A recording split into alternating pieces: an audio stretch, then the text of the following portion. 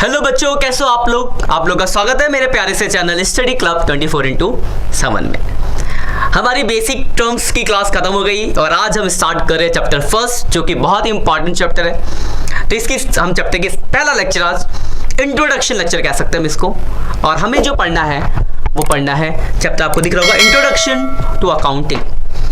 हम जानेंगे कि क्या है अकाउंटिंग, क्यों है अकाउंटिंग, क्या ऑब्जेक्टिव है, क्या एडवांटेज है, क्या लिमिटेशन, सब कुछ पढ़ेंगे इस चैप्टर के अंदर। बहुत सारी चीजें ऐसी होगी जो आपको अभी बस पढ़ने, मतलब अभी समझ लो इंट्रोडक्शन में क्या कि बताया जाता है कि ये चीजें पढ़नी है।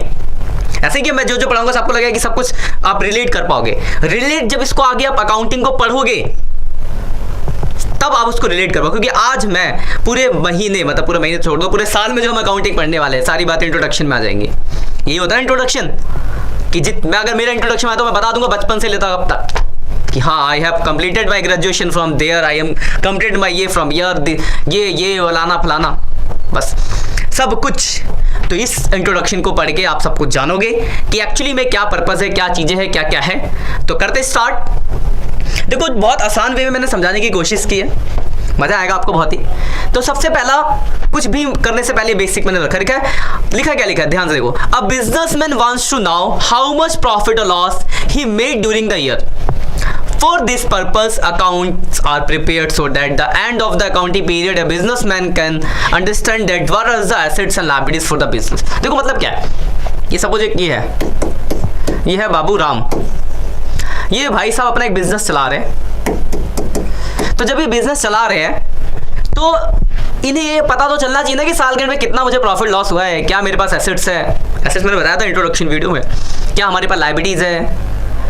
तो ये सब चीजें कैसे पता चलेगी, जब ये अपना अकाउंटिंग बनाएंगे। शुद्ध हिंदी भाषा, छोटी सी भाषा में समझाता हूँ। सुबह आपने सामान लेकर आया, पूरे दिन में सामान बिका, एंड में कितना बचा ये तो देखते हो ना, हिसाब लगाता कि सुबह इतना लाया था, दिन में इतना बिका, तो ये बचा हुआ है, ये भी अकाउंट है। जो आप छोटा सा राशन की दुकान वाला जो है लाला, वो भी पूरा हिसाब किताब अपने कागज के पर्चों में लिख के रखता है, वो भी अकाउंट्स है। पर वो प्रॉपर मैनर में नहीं है, क्योंकि वो मैनुअल अपने काम के लिए, जुगाड़ के लिए चला रहा है। लेकिन एक प्रॉपर वे में कर रहे हैं तो अकाउंटिंग होगी, काम वही है। तो हर एक बिजनेसमैन को, जिसका बिजनेस, उसको ये जानना होता है कि मेरे बिजनेस को कितना प्रॉफिट लॉस हुआ है, मेरे बिजनेस की क्या पोजीशन है, मेरे पास कितने एसेट्स है, कौन सी चीज कितनी है, किसका कितना स्टॉक है। तो ये सब चीजों का आंसर कब मिलेगा, जब वो अपने बिजनेस का सिस्टमैटिक रिकॉर्ड मेंटेन करेगा, और यही है अकाउंटिंग जो हम पढ़ेंगे। तो क्लियर हो गया आपको अकाउंटिंग का पर्पस। अब देखो ये डेफिनेशन है, डेफिनेशन बहुत जरूरी है, डेफिनेशन जरूर याद रख लेना, क्योंकि सारी कहानियां डेफिनेशन के अंदर ही हुए। तो क्या लिखा है, accounting is the art of, एक वर्ड दिख रहा पहला रिकॉर्डिंग, क्लासिफाइंग दूसरा वर्ड, तीसरा word summarising in a significant manner and in terms of money, transactions and event, अगला वर्ड दिख रहा होगा transactions and event which are at least of financial character and interpreting the result thereof. बस यही पूरा काम है अकाउंटिंग का, पूरा मीनिंग के अंदर पूरे अकाउंटिंग का काम होगा। देखो क्या है, accounting is the art of recording, पहला वर्ड दिख रहा होगा आपको रिकॉर्डिंग। क्या होता है भाई रिकॉर्डिंग, तो रिकॉर्डिंग का मतलब है सिस्टमैटिक रिकॉर्ड रखना, कि जो भी सामान आपने खरीदा बेचा उसका रिकॉर्ड मेंटेन करना, जिसके अंदर हम पढ़ेंगे आगे जनरल एंट्रीज। तो पहला काम अकाउंटिंग का जो होता है वो रिकॉर्डिंग। फिर उसके बाद हम उसको क्लासिफाई, जैसे रिकॉर्ड कर दिया कि बहुत सारी चीजें आई है, एक दुकान है बॉल की दुकान, तो बहुत सारे अलग बॉल आए, तो लिख दिया कि 200 बॉल आई है। अब लाल कलर की कितनी, पीली कलर की कितनी, येलो कलर की कितनी, बड़ी बॉल कितनी, छोटी बॉल कितनी, क्लासिफाई दैट इज। तो सेकंड स्टेप होता है क्लासिफाइंग करना। उसके बाद उसको समराइज करते हैं, क्लासिफाई करके बहुत बड़ा हो जाता है बहुत चीजें। अब किसी को देंगे इतना सारा, 10 पेज का दे दूं मैं पढ़ने को, लो पढ़ो, यार क्या है सीधा तवान लगे, क्या है भाई इतना सारा कैसे समझूं। तो आता है वर्ड समराइज, समरी सुना होगा आपने, जब एग्जाम के टाइम पे कोई चैप्टर आपने नहीं पढ़ा होता है और बहुत सारे चैप्टर होते हैं तो हम कहते हैं यार इतना सारा तो हम नहीं पढ़ सकते, एक काम करते हैं चलो समरी पढ़ के चले जाते हैं। वो ये तीसरा स्टेप समराइजिंग, उसको छोटा करते हैं समराइजिंग।